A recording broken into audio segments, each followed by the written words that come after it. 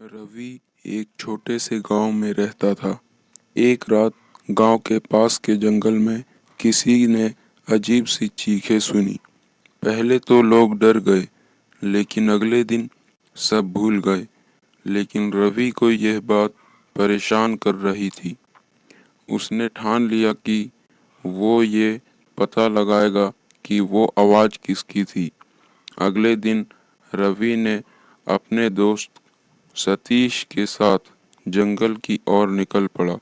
दोनों के पास सिर्फ एक टॉर्च और लाठी थी। जैसे जैसे वे जंगल के गहराई में जाते गए, ठंड और घना अंधेरा उन पर हावी होने लगा। अचानक उन्हें एक पेड़ के पास कुछ हलचल महसूस हुई। रवि ने धीरे से कहा, सतीश, टॉर्च इधर मारो।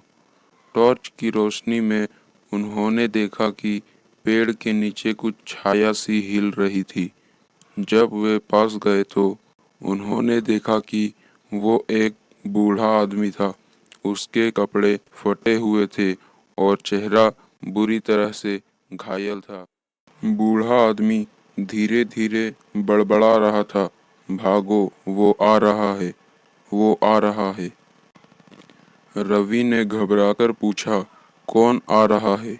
बूढ़ा अचानक चुप हो गया और उसकी आंखें ठंडी पड़ गई। तभी अचानक पीछे से एक भयानक चीख गूंज उठी।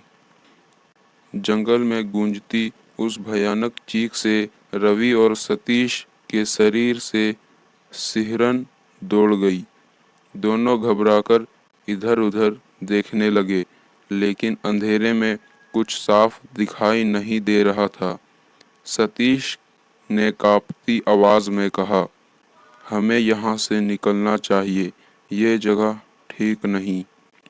रवि ने भी महसूस किया कि कुछ बहुत गलत हो रहा है।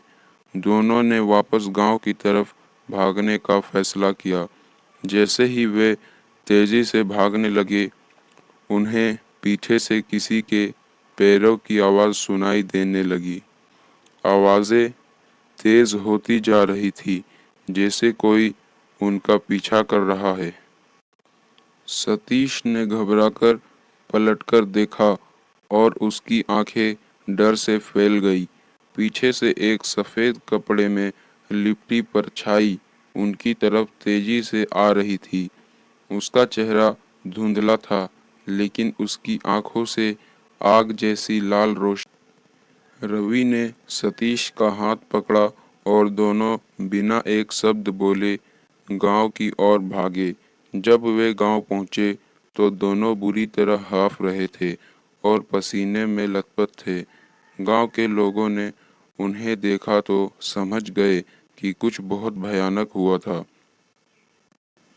उस रात के बाद रवि और सतीश ने कभी जंगल का रुख नहीं किया, लेकिन गांव में आज भी वो चीख सुनाई देती है और लोग आज भी डरते हैं कि जंगल के उस हिस्से में कोई अदृश्य शक्ति है जो अपना शिकार ढूंढती रहती है।